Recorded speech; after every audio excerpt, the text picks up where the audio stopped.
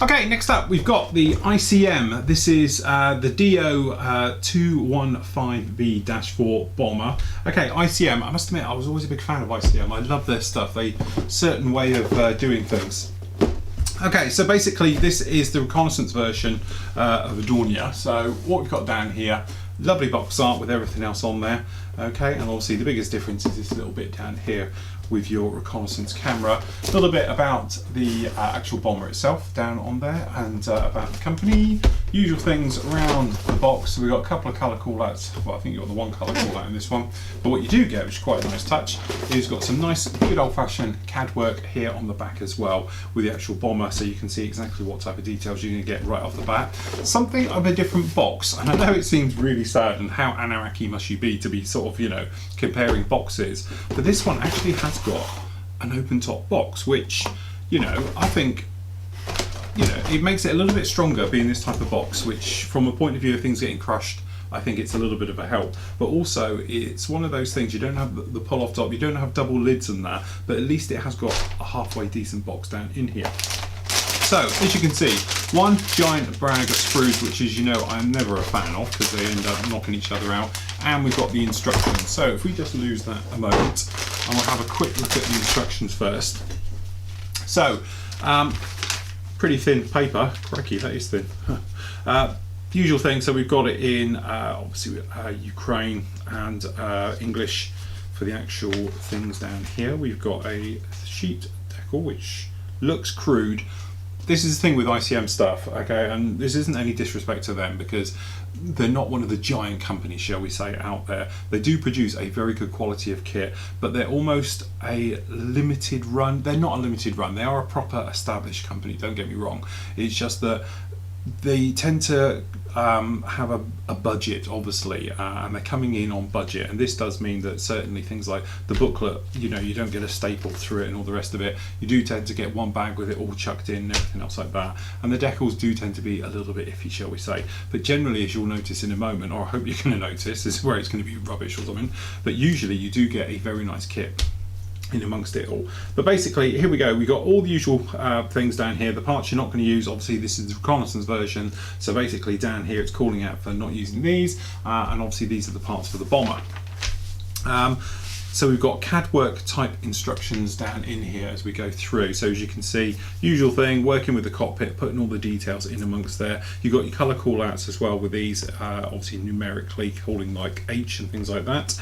All right, but as you can see, the various parts going down in here, various things, because obviously for the camera unit, which is this little guy down here, so you have got the option not to have the bulged camera bay with or without. All right. So if you're putting that down, we've got some nice structural framework going in there, some nice wicker type seats.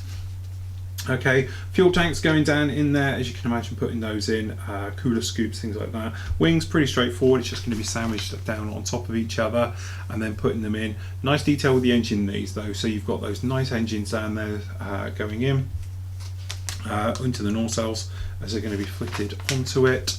Okay, and then you've got the mounts for the gear and everything else as it's going to come through, and the gear going on. As you can see, it's quite busy, but it's separate parts. So instead of one of them where it'll just do it with arrows pointing in, at least they are individually named, because it is quite complex down into this area. Okay, so that's those on, fitting them in. And as I said, you can do, I presume, the bomber version. It's actually calling not to do the bomber version in the part callouts, but it's got them in here. Okay. So reconnaissance slash bomber, I think that's what we're saying here. Okay, and then putting those in, so you've got the bulge for the actual down here, and you can fit the gun in as well into this one. You've got those twin machine guns to the rear, okay, which is obviously quite a common sight with the Dorniers going through. And we've got your colour call out. I know that's not actually some type of camo, that's just poor printing. Okay, so it goes in, but as you can see, you can go right the way through and then putting them in as it goes all the way through. Different types of markings, obviously decal placements, various things about them. From obviously this one is based in Finland in 1941, that's France 1940. depending on which obviously versions you want to do. Or you've got that nice speckled under camo down here, so that's Ukraine in 41, and then obviously Ukraine again in 42, with if you wanted something a little bit different under there. So there we go, that's the instructions. Let's have a look at the part. Now, this is where someone needs to been paying slight attention. Okay, so actually what we got down here, we have the clear parts, which luckily these are in resealed bags, which is good for me because it means I don't make a total mess of them. Separate bagged. We'll have a look at these first. So, right, okay, now I'm not sure why. Now, this is where, you know, obviously normally I'd edit, but we do it in real time. See, it is saying down here, you can see it's not using this one, which is a good job, because if you've seen it, I saw it and it's just, you know, it's like shower glass. It's horrible. Okay, so all right, forget that. It's just that, why is it even there if it's so bad? But generally, looking at this one here, what you've actually got, which is very nice, this is raised framework all around here, which makes masking really easy. If you're using a masking set for it, at least there you can fit them in easy. But if you're using traditional methods of perhaps putting Tamiya tape right the way over and then cutting it, it's really easy because it's nicely raised and everything else like that. So that's quite a nice touch all down in there. Okay, it's very clear, very crisp, no problem, there's no distortion or anything, just don't take any notice of that one. Okay, then you got the actual front glass itself. Again, it's nice, it's flat, it's crisp, no problems with that at all. That's very nicely done. Obviously, I don't know, does it even call out for the other one? No, it's not calling out for that one at all, because that one's not even in the bag. Okay, so don't have to worry about that. But no problem with the clear parts, all very nice. The only thing is this guy here has got great magnification on it. I don't know if you can see that with my finger, but it's hugely it works very, very well as a magnifying glass. So yeah, we're just looking at this guy, that works. I thought it was really fuzzy, but it's not, it's just its maximum magnification on it. Okay, so that's very nice indeed. What do I do with that bag? I'm just going to keep those safe. We don't want to wreck those.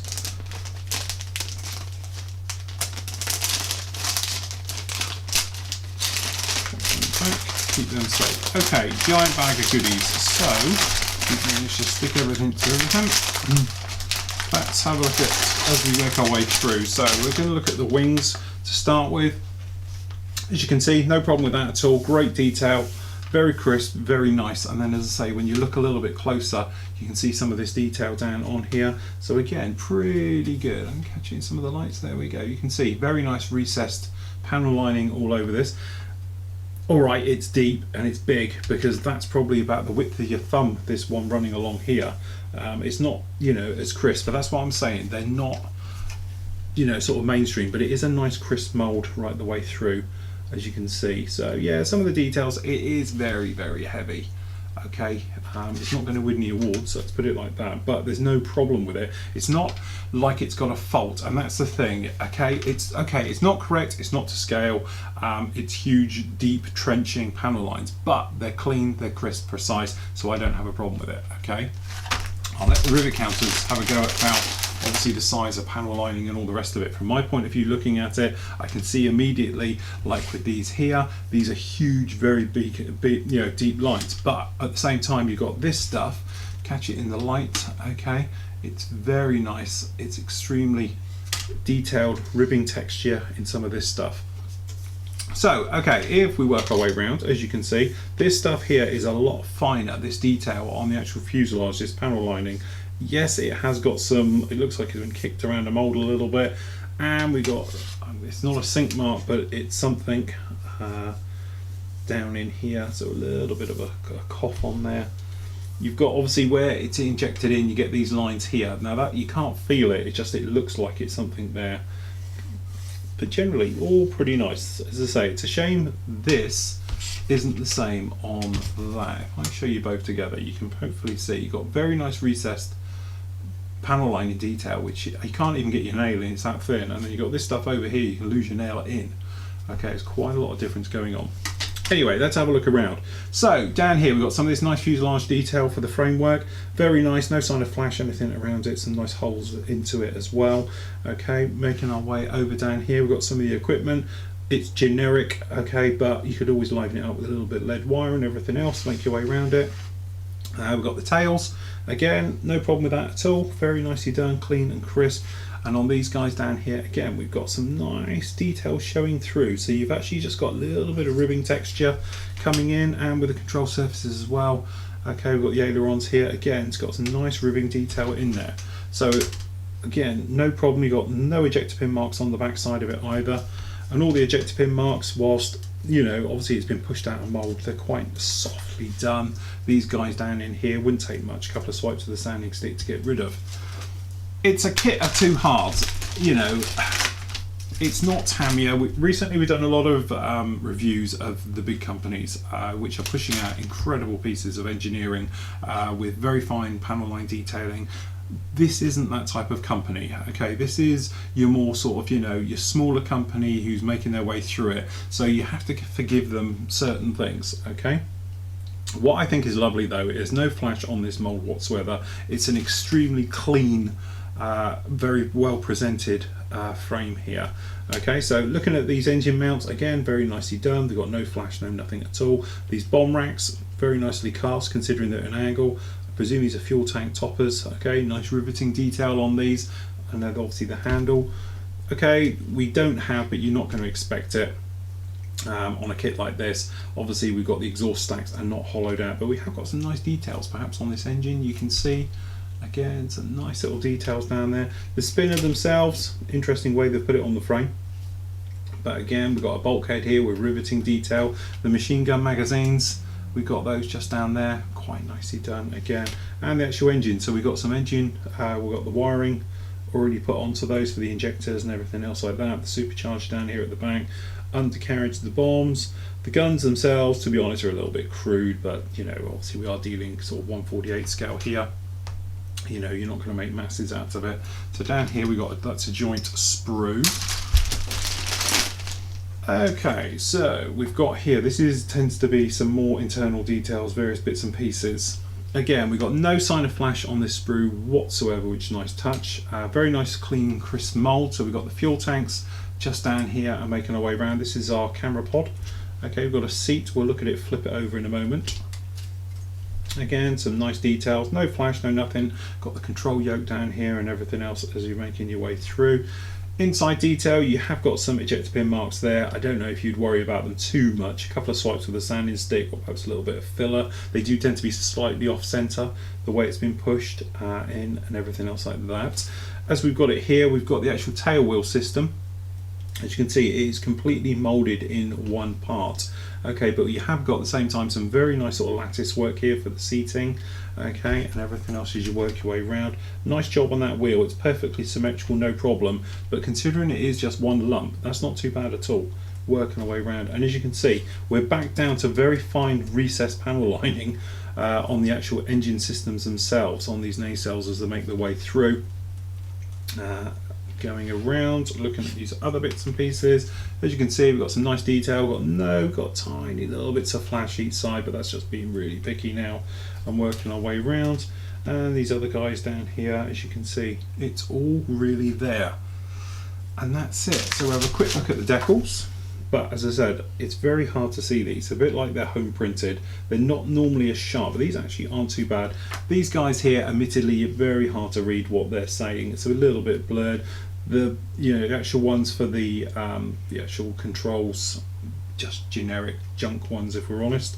Okay, and all the way through, their decals are always a little bit of a weak spot. So, what can you say? This is what I'm saying. It's one of those companies. ICM are not one of the big manufacturers. They're a small Ukraine manufacturer that knocks out some actually very well researched, nicely detailed kits. The trouble is, and I do have to say it, the panel lining on the wing, as you look at it like this, is absolutely huge. Okay, then you look at it on other areas, like on the actual the fuselage, as you can see, is tiny. So the trouble is, when you're going to put this thing together, you're going to have a situation, you're going to put a wash on and have great big wash panel lines on the wings and hardly anything on the actual fuselage, or on the engine nacelles themselves when they're attached to the wing. Again, they're very fine, very finessed. So what you're going to do, you could bite the bullet and then obviously rescribe it, fill this lot, rescribe it, go again, or you just rescribe the fuselage ones, make them a little bit deeper, so it's going to marry up. But I think you are going to notice quite considerably the difference between what's on here and what's on the fuselage itself. So it's going to be a little bit of a headache. But that's where you sort of, you have to draw the line. It is a shame. You think somebody would have thought that's a little bit deep. We might want to do something similar on the fuselage, or if we can do it on the fuselage, why can't we actually do it here? But as I said, again, you've got it on, these are the tail ones for the tail planes. They're really deep and these aren't. Okay, so it is that little bit thing, because from a scale point of view, they are the width of your thumb all the way over it, so it's not really nice. But as I said, if you can live with all of that, it's a very nicely detailed kit. There's plenty to do in there, plenty of details that are really going to come to life. And as I said, a little bit of scratch building, a little bit of lead wire, you can really turn that into a fantastic kit. So there we go, that is the ICM Do 215B4.